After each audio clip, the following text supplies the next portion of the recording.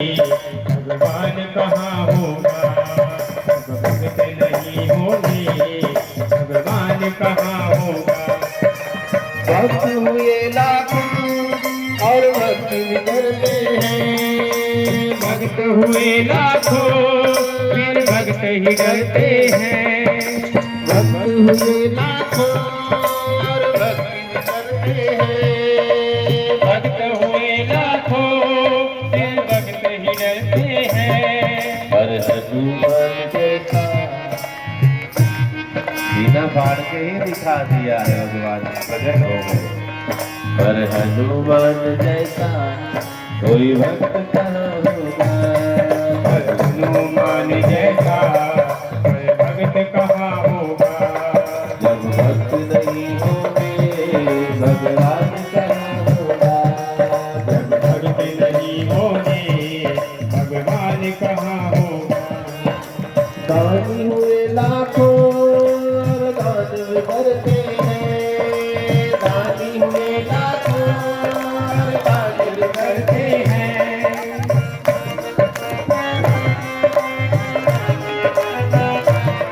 और कन्यादान जैसा, और कन्यादान जैसा महादान कहाँ होगा।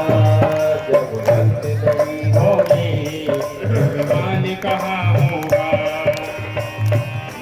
सतवादी हुए लाखों और सच्ची भक्ते। सतवादी हुए लाखों और सत्य भी कहते हैं। और हरिश्चंद्र जैसा, और हरिश्चंद्र जैसा सत्यवादी कहाँ होगा। जब भक्त नहीं होंगे भगवान कहाँ होगा। तब तेरी समस्या का समाधान कहाँ होगा। तब मेरी समस्या का समाधान कहाँ होगा। भगवान ने कहा, नारद बाबा आप संत हैं, काम आपका क्या बिगाड़ेगा। जब आप भगवान से जुड़े रहो ना तो बुरे विचार हमसे दूर चले जाते। ध्यान से सुनेंगे, बुरे विचारों से बचना है ना, बुरी आदत से बचना है, बुरे आचरण से बचना है। तो खुद को इतना बिजी कर दो किसमें, अच्छे काम में लगा दो। सारे पाप खत्म हो जाएंगे। सारे पाप ताप संताप पता नहीं कहां चले जाएंगे। हमें घर में भी ऐसा माहौल बनाना चाहिए। किसी को सुधारना नहीं है, घर में इतना सुंदर माहौल बनाओ, बच्चे भी सुधर गए, पति भी सुधर गया, सासू माँ जो गाली बकती थी पराठेदार वो भी राम राम करने लगी, ससुर जी मिनट में नाराज हो जाते थे वे भी ठीक हो गए। काम क्या करना, घर का माहौल चेंज करो, धार्मिक माहौल बनाओ। सबको कोई झगड़ा करना चाहे, पूजा का टाइम है, अभी झगड़ा बाद में करें। कोई जोर बोलना चाहे ना, पाप लगता है, राम राम कहो। रोज समझाते रहो, कितने बेशरम होंगे, कभी तो सुधरेंगे। गृहिणी का यही मतलब, गृहिणी गृह मिथ्यायु गृहिणी गृह मुच्यते। गृहिणी से ही घर की शोभा है, गृहिणी से ही घर चलता है। अगर स्त्रियां संभल जाए, अगर आप संभल गई तो भाई नहीं बिगड़ेगा, आप संभल गई तो पति नहीं बिगड़ेगा, आप संभल गई पिता नहीं बिगड़ेगा, आप संभल गई पुत्र नहीं बिगड़ेगा, आप संभल नहीं से सब बिगड़ गए।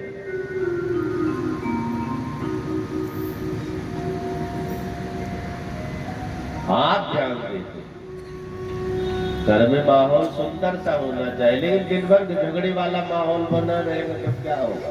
उठते ही नाक चढ़ गई है, सोते सोते नाक चढ़ी ही रहेगी, दिन भर झगड़े होना है।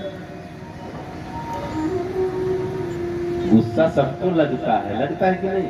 3 महीने के बच्चे से मोबाइल छीन लो, भी मार नहीं पाएगा तो चिल्लाएगा, बड़ा होता तो मार देता दौड़ के। अब बताओ, जब 3-4 महीने के बच्चे में इतना गुस्सा है तो बड़े में कितना होगा। सब उनमें भरा पड़ा है, उसको रोकना है। तरीका बदलना, बोलने का तरीका बदलना, देखने का तरीका बदलना है, उठने बैठने का तरीका बदलना है, तरीका बदलना। बस हम आप करते वही हैं, बात वही है, आप भोजन कर लीजिए, तने खाना हो तो खा ले, बात वही है।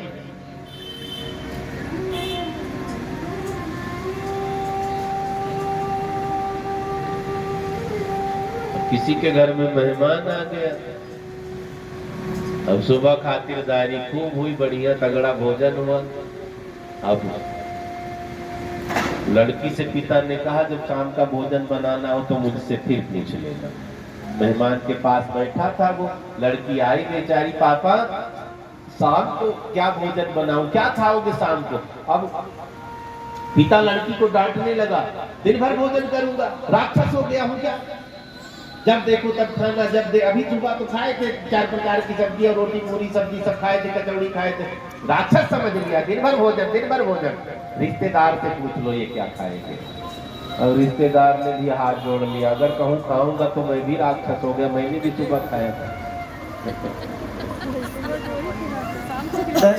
मैं भी नहीं खाऊंगा। इसलिए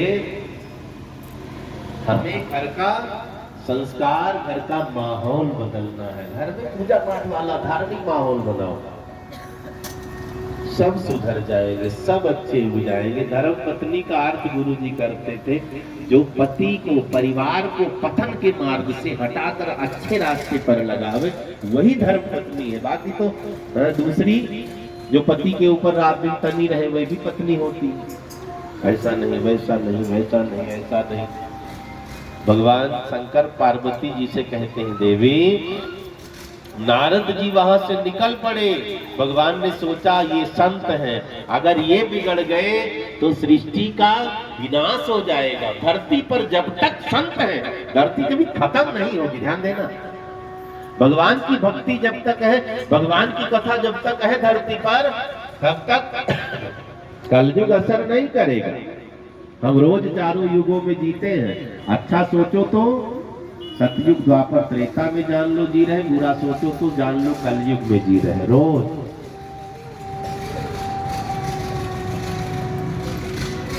संत गुरु ब्राह्मण,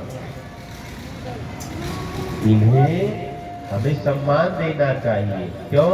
क्योंकि संत गुरु ब्राह्मण अगर नहीं रह गए तो हमें सही रास्ता कौन बताएगा? किसी के पास मौका है? एक छत के नीचे बैठने का मौका है किसी के पास? सास बहू एक साथ बैठकर चाय नहीं पी पा रही, ननद भाभी एक साथ बैठकर चाय नहीं पी रही, वो उस कमरे में वो उस कमरे में, हाथ मिलाकर 1 महीना हो गया, ननद और भाभी ने बात नहीं की, सास ससुर ने बात नहीं की। अब बताओ, एक छत के नीचे, अभी भगवान की ही कृपा, एक छत के नीचे सब बैठे हैं, भक्त है इसीलिए तो बैठे हैं। बोले रामचंद्र भगवान की जय। नारद जी वहां से निकले तो भगवान ने सोचा नारद का अहंकार दूर करना है, इनको घमंड वाला बुखार हो गया, तो भगवान ने नगर बसाया। जिधर से नारद जी आ रहे थे ना, भगवान ने एक मायावी गांव बसाया है। क्या नाम था उसका? महाराज शीलनिधि वहां के राजा, शीलनिधि नाम पड़ा है उस गांव का। महाराज शीलनिधि भगवान की माया है। भगवान ने अपनी माया से एक नगर बनाया और राजा शीलनिधि को भेजा, अपनी माया को उनकी बेटी विश्व मोहिनी बनाकर भेजा। क्या नाम रखा? विश्व मोहिनी। नाम ही मतलब है, संसार को जो मोहित कर ले वो विश्व मोहिनी है। नारद जी जब उधर से निकल रहे थे, रास्ते में एक सुंदर सा गांव देखा, सोचने लगे अभी वैकुंठ से आया, इतना सुंदर वैकुंठ में नहीं, ये गांव कहां से आ गया बीच में?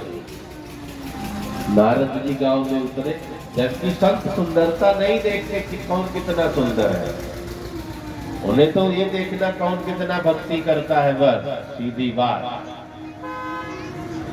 भगवान कहते हैं मैं तन नहीं मैं मन देखता हूँ, चाहे वो गीध का मन हो, चाहे वो बिल्ली का मन हो, चाहे वो केवट का मन हो, मैं मन देखता हूँ, तन नहीं देखता।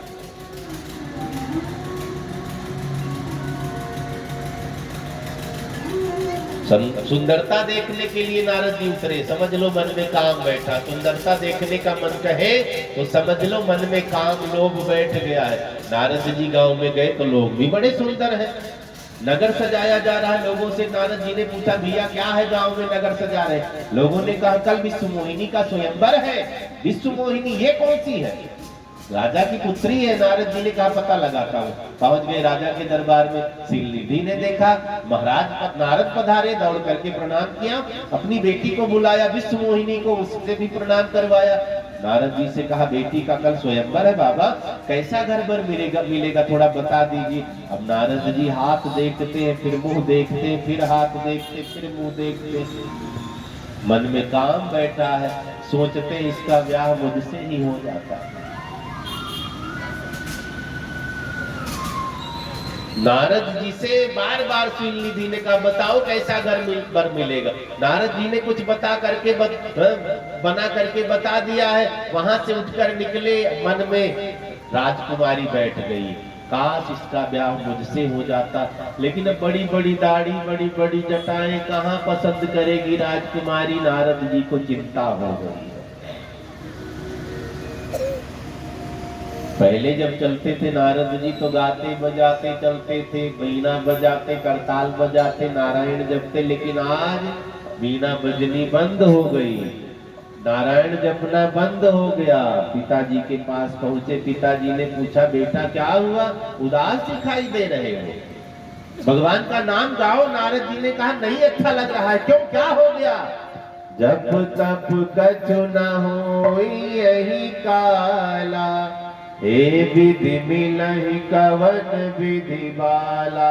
पिताजी ने कहा जब तप करो, ब्रह्मा जी ने जब कहा जब तप करो, नारद जी ने कहा अब नहीं अच्छा लग रहा है। क्या हो गया?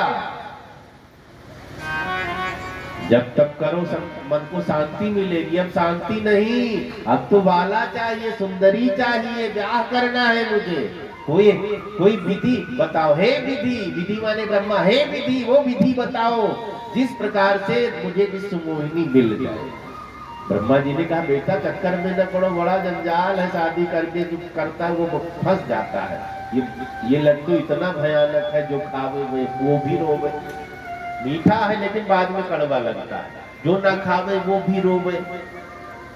जिनकी शादी नहीं हुई, हे भगवान, हे भोलेनाथ, 1 महीने से जल चढ़ा रहा, इसी लगन में ब्याह हो जाए। जिनकी हो गई, हे भगवान कब टूटेगी शादी।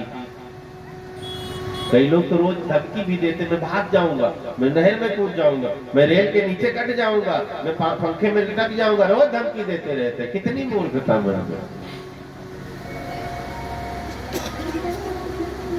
नारद जी ने कहा वो विधि बताओ जिससे मुझे बाला सुंदरी विश्व मोहिनी मिल जाए। नारद जी ने जब ऐसा कहा, ब्रह्मा जी ने कहा बेटा दुल्हन के चक्कर में न पड़ो, दुल्हनिया बड़ी भयानक होती, बड़ा कष्ट देती है।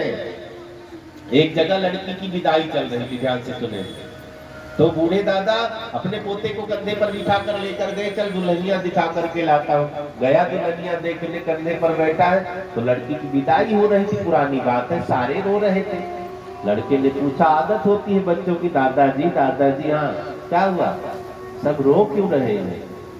बच्चे से दादाजी ने कहा जब लड़की की विदाई होती तो सब दुखी हो जाते हैं, रोते हैं। अच्छा तो लड़की क्यों रो रही है? बेचारी रो रही थी, दुल्हन बनी थी लेकिन आंसू पहुंच रही थी। दादाजी ने कहा जब बाप का घर छोड़ती है लड़की तो बहुत दुखी होती, इसलिए रोती है। अच्छा। बगल में दूल्हा खड़ा था सेहरा बांधे, वो तो ठट्ठा मार मार करके अपने मित्रों को देखकर हंस रहा था, हम तो पार हो गए, दुल्हनिया लेकर जा रहे, तुम वैसे रह गए। तो लड़के ने दादाजी से पूछा, दादाजी सब रो रहे, पूरा गांव रो रहा, लड़की की माँ रो रही, लड़के का बाप रो रहा, लड़की रो रही, ये दूल्हा क्यों हंस रहा है? दादाजी ने कहा बेटा उसकी आज आखिरी हंसी है इसलिए